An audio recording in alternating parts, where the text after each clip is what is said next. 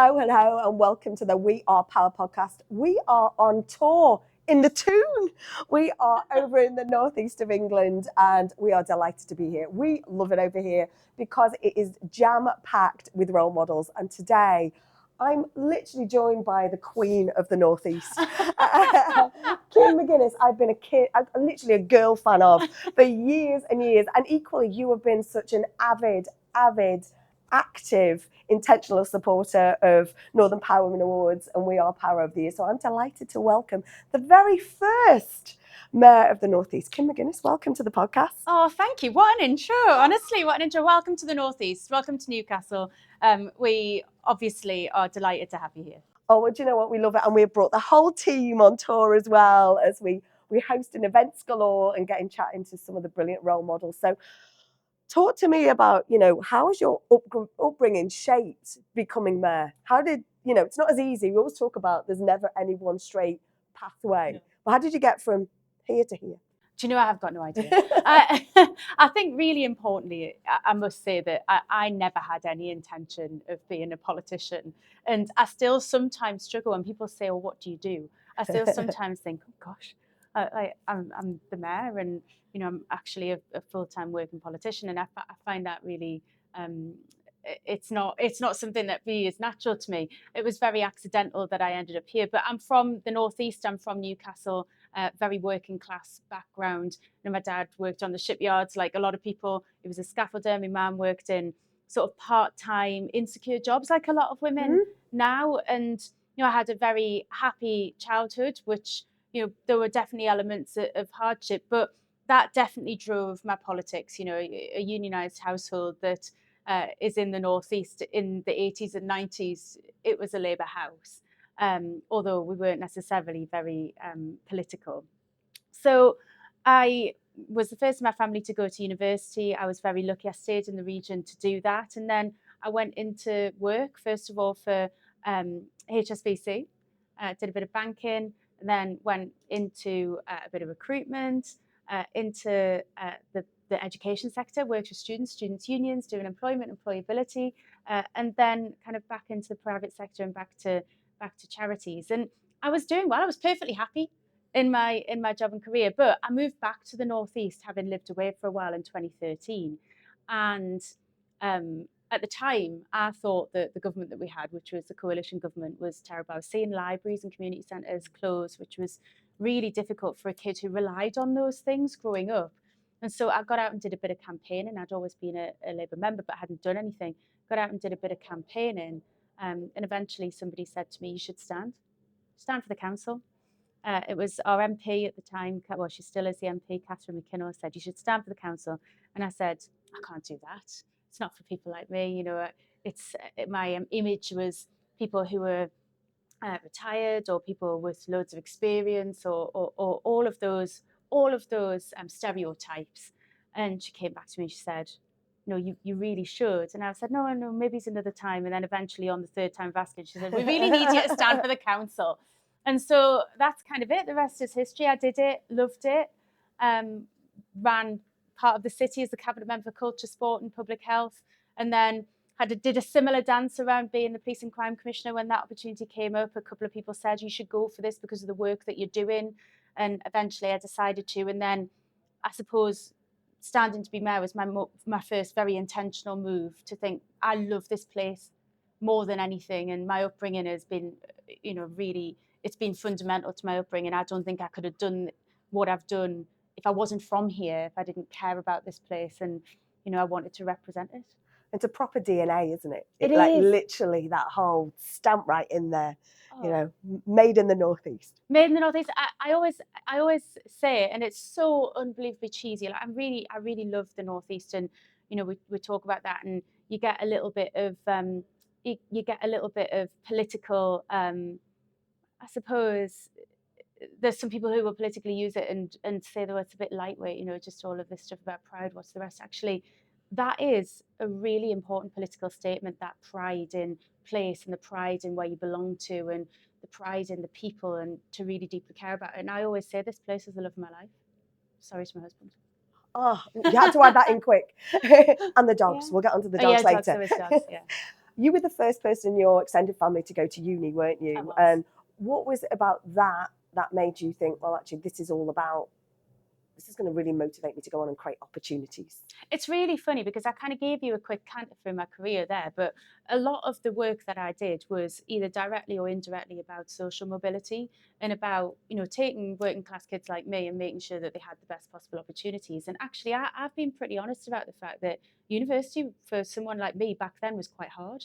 And I am definitely a product of that government that said 50% of kids should go to university and we should enable kids from working class backgrounds to get into the right place. I'm really grateful for that, and that university education has been amazing for me, and some of the experiences that I had around it. But it was really, really difficult at that time. And for me now, our job is to make it so that whatever choice you make, whether it is university or whether it's an apprenticeship or whether it's to go into a job and work your way up, you shouldn't feel uncomfortable because of your background. And actually, all routes should be available to all people. So I'm really grateful I had that chance. But I also don't think that everybody should do it the way that I did it. And that's the whole thing. There's not about copying someone else's, but you do you, right? Yeah, absolutely, you do you. And I think it is perfectly possible, and you kind of see this across the breadth now of the political landscape and in really senior professionals. It has become ever more possible to succeed with a wide range of backgrounds. But there is still those divisions, and they still exist. And we've got to batter them down at all costs, because talent is really classless. It's classless. It knows no place. You can be talented wherever you are from in this country, in the world, but opportunity isn't. And so that is the bit that I think, we have got to really go after and attack and break down and batter those barriers and really make it so that everybody can succeed regardless. And I totally agree with you that there's not opportunities for all, and that's the battle we've got to fix, isn't it? But the talent comment you made there is that talent is talent, but equally for me, everyone is a role model to someone. And I think if we role model that, you can. And there is an opportunity. I think that's so important, the role model piece. I find it really it's really funny because you introduced me, you said you should role model. I find that really uncomfortable because I just think I'm just a normal person, and actually think that the thing that makes me good at what I do is that I'm a normal person, and I get it. I know what it's like to be here, to grow up here. I know what the day-to-day experience is like. I understand the place and the fabric of it and the people, and I never want to lose that. But if you ask me who my role model is, it's my mum, which I think is really, really common for sort of working class women, particularly northern women, because we've seen our mums cope with unbelievable things. We've seen them manage families through really difficult economic circumstances. We've seen them manage on practically nothing. We've seen them battle for us and really make the difference. We've seen them be key and a massive part of their community. And actually none of that identity, none of those things in my mum has anything to do with her actual job that she goes and does every single day full time. And I think that's something that we as northern women really identify with. You can pick the world's greatest business leaders, and we've had some incredible people to look up to, and long may it continue. But day to day, it's me mum. And I think if I ask 9 out of 10 people I ask about who their role model is, it's their mum or their grandmother. It's always that matriarchal, northern power woman kind of thing. It's always that. What was the biggest lesson that you think you learned from your mum? Probably the resilience. She is the most resilient person that I know. Never a crackle show. And there's elements of that, where you think we must be better at talking about the things that we experience. But as kids, I know there were times when we had absolutely nout. In her words, we're on the bones of our arses, but we just got by. Sorry about the language. But that's what she'd say. And we never felt it. We never knew about it. And looking back now, I know. I can see the things, the adjustments that were made, and they're going to Nana's for tea and getting a bit of help with school shoes and all that kind of stuff. And I can see the signs, but we never felt it. And there is something about that unbelievable resilience in the face of some really difficult times that I think I've carried into my working life and inherited an element of it. There is also a work ethic that she embodies. And my nana, you know, you mentioned people, it's either their mum or their nana. My nana was the same. I mean, nana had 5 kids, 2 step kids, a full-time job, a disabled husband. Honestly, the woman was an absolute force, and she was 5 foot nothing, if that, actually. You know, but stood on a box. yeah, exactly. But the sort of true Northern power woman, and that resilience, I think, is built into us, and it gets us a long way, that grit and resilience.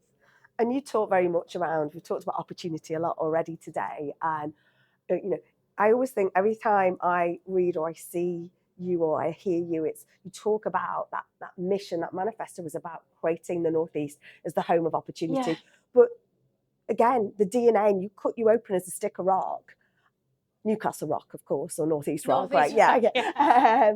But 3 great cities in this place. But it's right in there, isn't it? Yeah. It's, you know, it's not just words, it's deeds, not words for you. It's a complete belief system, and it's a, you know, it's not a political statement. It is the message, and it's the thing that I want people to know us for. But it's also the driving thing that is making our decisions the way that we're making them. It's about every kid, regardless of their background, having access to the best possible opportunities and not having to leave this great place to get them. If you want to leave, that's totally fine. You know, we want you to take your pride in your skills and all of your Northeast brilliance and show the world how incredible we are. That is amazing. But you should be able to stay. You should be able to do it here. And we have the tools available to us to make the right decisions so that you can do that. Because I do believe it. I think there is nothing that should hold this place back. It is incredible. You said it yourself. You're having a great time in the Northeast, which I'm delighted about. But we've got everything. We've got the most incredible landscape, coastline, countryside, 3 amazing cities. We've got thriving industries. We've got amazing people. And there's nothing that should hold us back. And I want to make damn sure that it isn't held back. And we talked just before we recorded, didn't we, about, you know, we're not talked a lot of time, have we? 6 months barely since you've been in decision. And I'm looking, I'm like, oh my gosh, this has been amazing. £17 million for the rural coastal fund. The work that you're doing around child poverty, and the opportunities again, the women, the work around violence against women and girls. It's endless. What are you most proud of so far? Well, and it is so far. I am proud of the pace with which we're going. We have got no choice. You know, so I will talk always with eternal optimism about the opportunity of this place. But we've got our challenges. We do have the highest levels of child poverty anywhere in the country. The north-south divide is still very real. The divides actually in the region are still very real. And we've got to work to bust those, to fix them, to solve those problems. And so I'm really pleased that we're moving at pace, making the decisions that we said we were going to make, starting the process of bringing the buses back under public control. I've launched a child poverty reduction unit to say we are going to, through everything that we do, tackle this problem. We have had a child poverty summit. 350 people from across the region came to that to talk not just about the problem. There's no point in having talking shops, but actually to address the solution. £50 million has been announced for us to tackle that gap between work and health, to support people with the barriers that they face into work because of their health. And that's devolved from the Department of Work and Pensions. And we continue to invest in our major growth sectors, £140 million of investment into startups and scale-ups in the region, so that we can really supercharge those industries that mean a lot to us in green energy, in advanced manufacturing. We are bursting with talent and opportunity, and so now it's a case of drawing it out. So I don't think there's any one thing that I'm proudest of. The overarching aim is to give everyone opportunity to solve that child poverty, to close those gaps. But I'm really pleased with the fast-paced start that we're making, and I think the team who have been absolutely brilliant, the political team who've been very supportive, are getting this is the pace for the foreseeable future, if not forever. We keep going. Let's get on the train, isn't it? Yeah, get on it. Yeah, get on with it. We've got a job to do. Let's do it. I don't have time to waste, and the people of the region deserve that level of focus. And whether we like it or not, there is a gender imbalance in politics. Yes. And it took Catherine to keep cajoling you, didn't it? To kind of lean in and go, come on, I'm going to crack on and do what what experience have you had? Have you felt that experience as a female politician? Yeah. I mean, yes, So- we all have. There's I mean, I'll talk about the experience of doing it in a minute, but that imbalance, we are making great inroads. We really are. 50% of Labour MPs are women, but Parliament still is not representative. We see it reflected in councils across the country.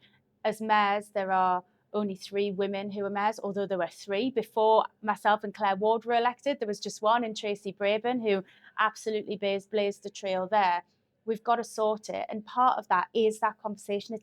It's the ask her to stand, because the way that men and women approach the world is often different, and women do want to know that they can do a job. And so having somebody say, you are brilliant, you can do this, I never shy away from it, because I think it's really important. However, I also do it with the knowledge that I have to be honest about what the experience is like, and it can be really tough, and you do experience misogyny, and you do see online harassment, you do sometimes see that move into real life, and we have to be really clear that it's completely not acceptable, that we will call it out at all costs. We'll call the men in to get them to help us solve that problem, but we've got to be really clear that it's not welcome in our political rhetoric. And I think we've seen some examples recently of politics that divides people, and that's not what it's about. It's about bringing people together to make real change. We shouldn't be in the weeds of the culture wars, beating each other up about who we are. We should be out there celebrating our diversity, out there celebrating the opportunities that we've got. And unfortunately, too often, what that leads to is a real onslaught of abuse and negativity that women definitely experience more acutely than men, although I think it's really clear that it's all politicians, all public figures, and it's now a reality of what we do. And if you were to speak across the road today, we know there's 1,000 young girls over at St James's Park. What would you say to them about those curious and intrigued and passionate and mini campaigners? What would you, if you could give them one word of advice about why they should stand or use their voice for good? I think there's a couple of things. There's never just one thing, isn't it? Because it's the obvious thing is to say you absolutely can do it, regardless of your background, regardless of all of your reservations. You absolutely can. If you want to do it, you can. But also look to us and make us do the things that you need us to do so that you can do it. I always say to young people, hold people like me to account, ask us the questions, don't be frightened to do that, because that is what we're for. We represent you even just as much as we represent the next person. And I think that is crucial. Use your voice and make sure we damn well hear it. And one thing I saw back in the autumn is we talked about the Mer Gang, and you got the Mer Gang to run the Great North Run. Oh my gosh, yes, the northern Mer Gang, yes. Yeah, the northern Mer Gang. But there seems to be that real collaboration and a bit of mischief, quite frankly. But there seems to be a real want to work together for the greater good. Absolutely. And I get it that certain times, Andy's going to fight over here or Tracy's going to go there.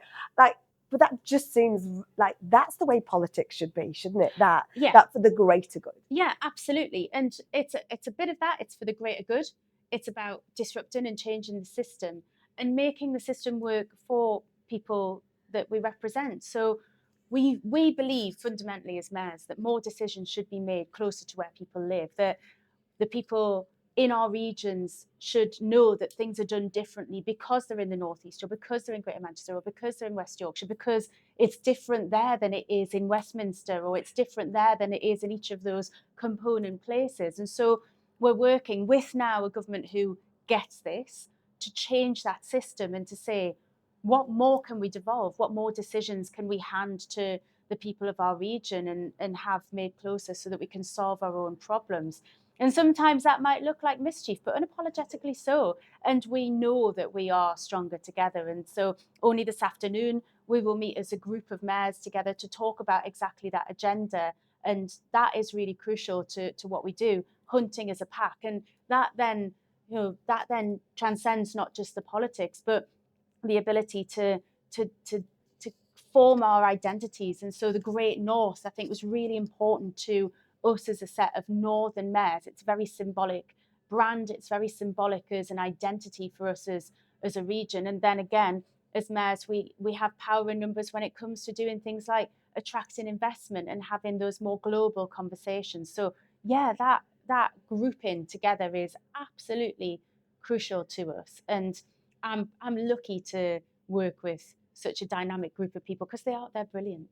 So your husband's serving in the RAF. Yes. Now, I'm not a big fan of like work-life balance and all that because it's clearly impossible. But how do you get that harmony? Oh gosh, it's really hard. It's really hard, and it is. We both have careers that create a unique set of circumstances around lifestyle, where at times your time isn't your own, and you just have to go with it. And we just go with it.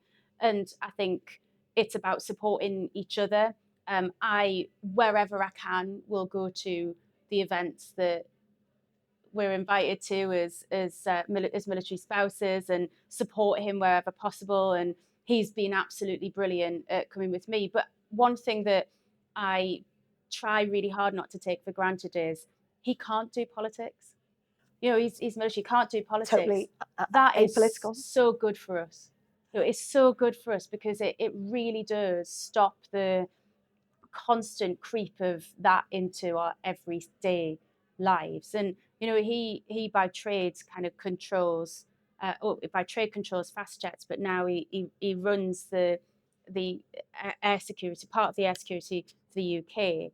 And sometimes when we're having real trivial battles day to day in our work, I sort of go home and talk to him and I think, yeah, what you're doing is keeping us all safe, and think everything in perspective. So we try our best, and it can be difficult to carve out the space, but we do support each other, and he has been unbelievably supportive despite all of the I suppose pressures that come with being active military and having a lot of responsibility. And then once a year, and it does happen once a year, and it's Remembrance Sunday, we go to work together.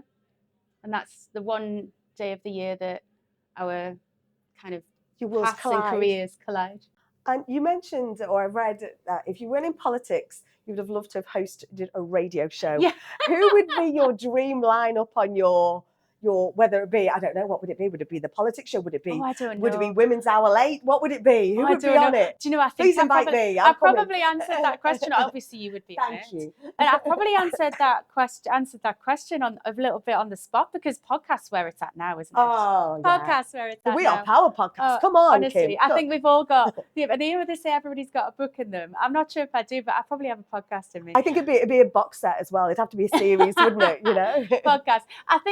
I do think that bringing out Northern women's voices is really important, and at every level, because you have things where you see people filed under influential or role model.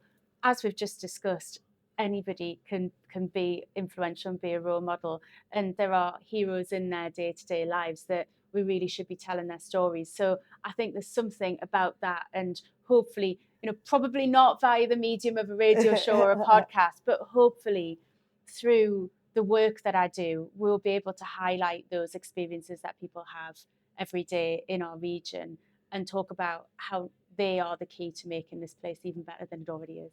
And one of the things I see often on social media is you with the dogs, Errol and Iris. Now, this is a tough one. Where's your favourite place to walk them? It's like, I mean, that's hard. Where's your favourite place in the northeast? So I'm going to go with generic beach. So political. It's a little bit political. It's not, honestly, it's not political, because we are unbelievably spoiled for choice. If you go from the Scottish border all the way down our coast into the southern bits of Durham, the beaches, the coastline is just unbelievable. And there are places in this region where if I sent you a photograph and said, do you know I'm in the Maldives this week, you believe me? You would believe me. It is beautiful. We are so, so lucky. And I've got two dogs, a Labrador and a Spaniel. Both of them love water. Both of them just love beach. And I always say that, if they were to do a Q&A, it would be name, Errol, Iris, religion, ball, home, beach. And honestly, they take you out of your own head, and they get you out into the countryside, and they make you go out in the worst of all weathers because they absolutely need it, and it's really good for you. And for you, isn't it? It's Yeah, that it's really good for whole me. Yeah, mindful space. Oh gosh. Where's the ball? Where's the dog? Where's the blanket to wipe them before they get in the car? Exactly. Do you know what's funny? The day after I won my police and crime commissioner role, first of all, in a by-election. And by-elections are brutal. They are really short.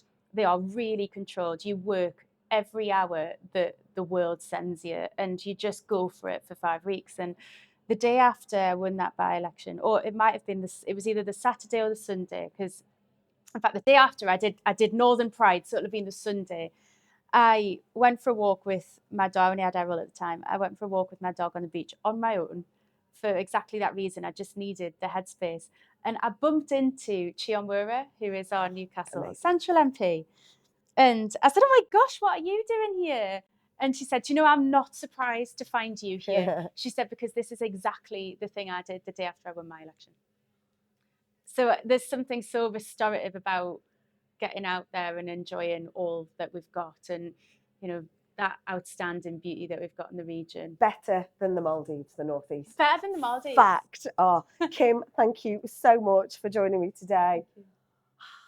This is just episode 1. This is now part of our box set. Thank you so much for joining me. Thank you all for joining us. We love having these conversations, talking to the most amazing role models in and from the north of England, celebrating, sparkling, sprinkling some of that magic dust. Thank you so much. Please join us on all our channels. Please stay connected at wearepower.net and join us next week for some other amazing role model. Thank you.